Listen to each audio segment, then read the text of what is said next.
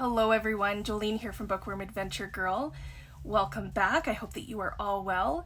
And if you are new, thanks so much for checking out my channel. Please hit subscribe and stick around. As you probably already know, if you've been watching for a while, I follow the Giller Prize, which recognizes excellence in Canadian literature and specifically fiction. And I've talked about the Longlist announcement, which is coming up in 2 sleeps on September the 6th. And I shared some of my hopefuls, which I can link to that below. And then since then, I have been very kindly asked to be part of the Shadow Giller jury. That's with Lindy from Lindy's Magpie Reads and Penny from Literary Hoarders. And I will leave links to where you can find both of them in the description box below, so you can check that out. The Giller Prize isn't followed by very many people, like some of the other prizes like the Booker and the Women's Prize, but there are a few of us out there. So if you are looking to follow some booktubers who are following the Giller Prize, then I will leave links to the people that I know of, and you can follow along, and then please add more people in the comments if you know of any others. That would be really great.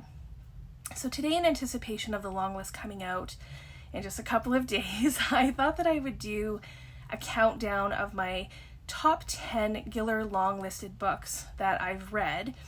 Of course, there are so many books that have been longlisted over the years. So I'm going to go with the ones that I know, the ones that I've read, and I have picked the top 10 books. And these are books that never made it past the long list, but I think are still worth reading. Many of them I gave 5 stars to. And I'm going to start at number 10 with Swimming Back to Trout River. This is by Linda Rui Feng. And I remember being quite disappointed when this didn't go through to the short list. I rated this 4 stars, and I thought that it was a very powerful debut novel. It's about 3 generations who have all been affected in some way by the Chinese Cultural Revolution. And the story is told from 4 different perspectives, mainly Jonny, who is living with her grandparents while her parents try to make a life for themselves in America before sending for her. And then we get the perspective of Jonny's father, Jonny's mother, and Dawn, who is a friend of Jonny's father. And the connections that the characters have with each other are interesting, and I loved how the influences of Chinese culture and the time period were brought into the story. So this is a story about what people will do in order to survive and the sacrifices and decisions that we make in life that aren't always easy. And there are themes of disability, grief, immigration, and I really liked how music becomes a character in the book. At number 9 is a book that I talked about not too long ago, and that is Astra by Cedar Bowers. And I gave this book 4 stars as well, and it's one that I have come to, I would say, appreciate more and more over time. This is another debut novel, and it is very character-driven. I would say it's more of a character study. It focuses on the character of Astra, beginning when she is a young girl, and it basically, every chapter is a snapshot of her life told from the perspective of other people in her life. So it begins with a childhood friend, and it starts off very strong. We learn about Astra's parents, her relationships, her marriage, her children, and just her life as she ages. So this is interesting to see how the character development happens through the lens of other people. Next at number 3 is Jonny Appleseed by Joshua Whitehead. This was the winner of Canada Reads in 2021. The main character is Jonny, who is an indigiqueer two-spirited man who lives off reserve and works as a cyber sex worker. His stepfather has died, and he is preparing to return to the res. And during these preparations, we get kind of flashbacks into Jonny's life from childhood to the present, and his struggles and where life has carried him. So this book may make some people uncomfortable a little bit, but I think that's one of the things that I loved about it. It's a voice that we rarely, if ever, hear about, and it's written so well that even though it's fiction, it almost feels like a memoir. Okay, the book that I put at number 7 is The Cellist of Sarajevo by Stephen Galloway. And this book is intense. It's a historical fiction set during the 1990s siege of Sarajevo. And what connects the characters in this book is the theme of survival and how each person finds hope in order to keep them going as they live through the violence in their city. And then after 22 people are killed by a shelling while they're waiting in line for bread, a cellist decides to play the cello for 22 days where the shelling took place and honor all of the victims. So this is a really good read. Okay, my last 4-star on the list comes in at number 6, and that is Consent by Annabel, Lyon. This story is about 2 sets of sisters whose lives become interconnected in surprising ways. Jenny and Saskia are identical twins, but they are very different than one another. Jenny gets into a car accident and is in a coma. So Saskia comes home to support her sister and her parents. And then the other set of sisters are Sarah and Maddie. And their relationship is complicated. Sarah is the older sister who leaves home and pursues a career. Maddie has a mental disability and has stayed close to home. So Sarah and Maddie's mother has now died, and Sarah comes home to find out that Maddie has married Robert. And Sarah doesn't believe, that Maddie and Robert should be married. And she takes on the role of caring for her sister.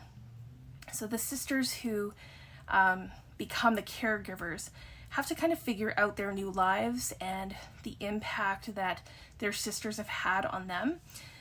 They find out things about their sisters that they didn't know and that they weren't expecting. And in my opinion, they make some pretty tragic decisions. So at the end, Saskia and Sarah connect, and not in a way that I was expecting. So this is a story about family relationships, responsibilities, and the decisions that we make for ourselves and for others. And then how that kind of impacts us.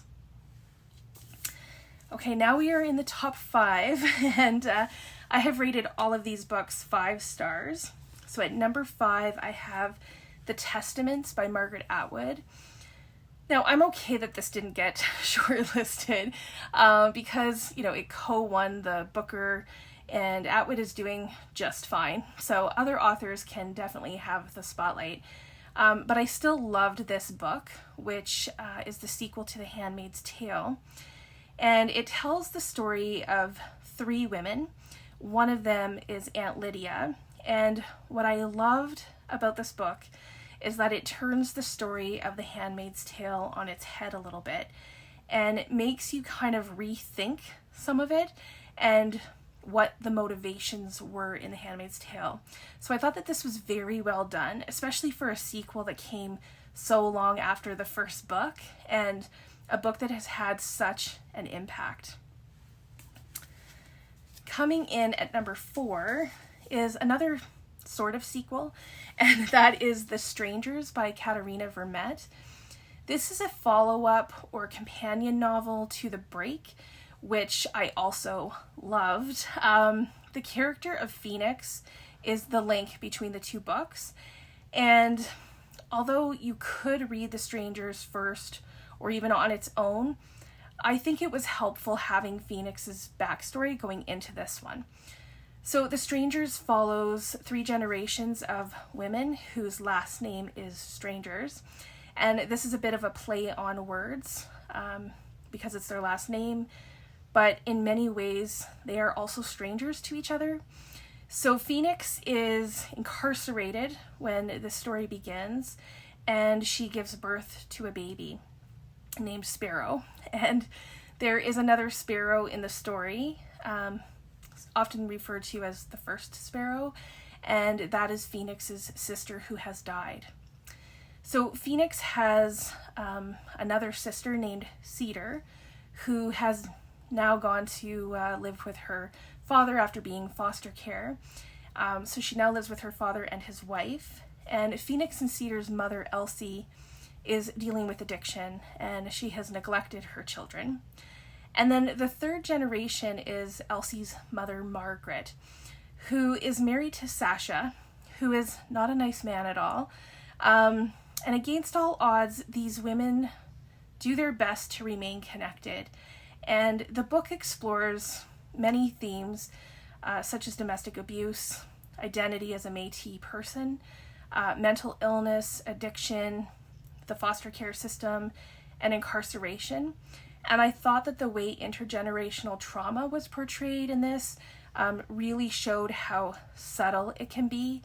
Katherena Vermette has quickly become an auto-buy author for me, so I'm really looking forward to what she publishes next. At number 3, I've put The Pull of the Stars by Emma Donoghue. I loved this book. It takes place over 3 days in a maternity ward during the Spanish flu in Dublin. And there are 3 expectant mothers, and the hospital is so understaffed that it has left only 1 nurse to care for them. And I think I've said this every time I've talked about this book, which has been often, but this is a book where each character had a purpose and something to tell the reader, usually about the times. And I thought that this was a beautiful story.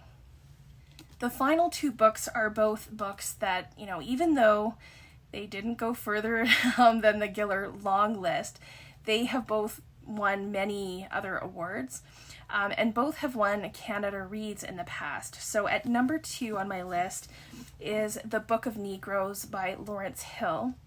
And this book is also published as Someone Knows My Name. That's in the US and in other countries. So this is the story of Aminata, who is a character that has always remained with me. This is a historical fiction novel that begins in 1755 when Aminata is only 11 years old, and she is kidnapped from her village in Mali.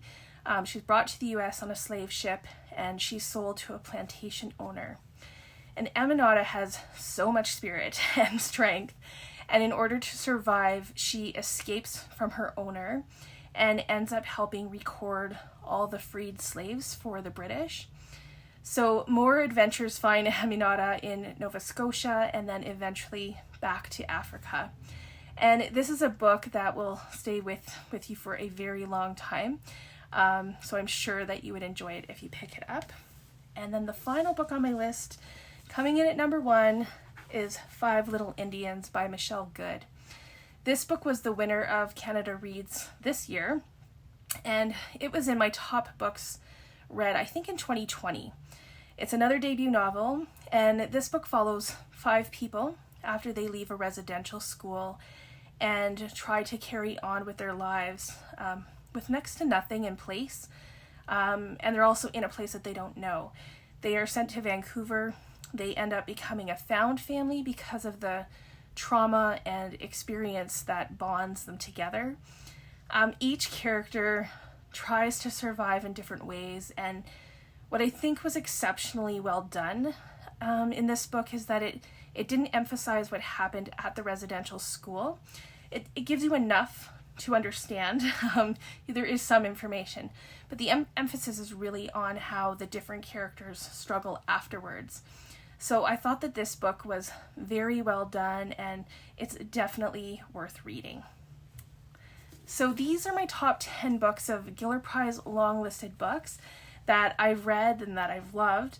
So please let me know if you have read either any of these, or if there are other books that have never made it past the long list that you wish either had or that you would recommend. If you are interested in checking out some of the booktubers who are following the Giller Prize, then I will leave links below to Lindy from Lindy's Magpie Reads, to Penny's book blog, and I will also leave links to channels and videos from The Book Bully, from Rainier Books, and Camila from Haste G Books, who I think will be putting out a reaction video this week after the long list is announced.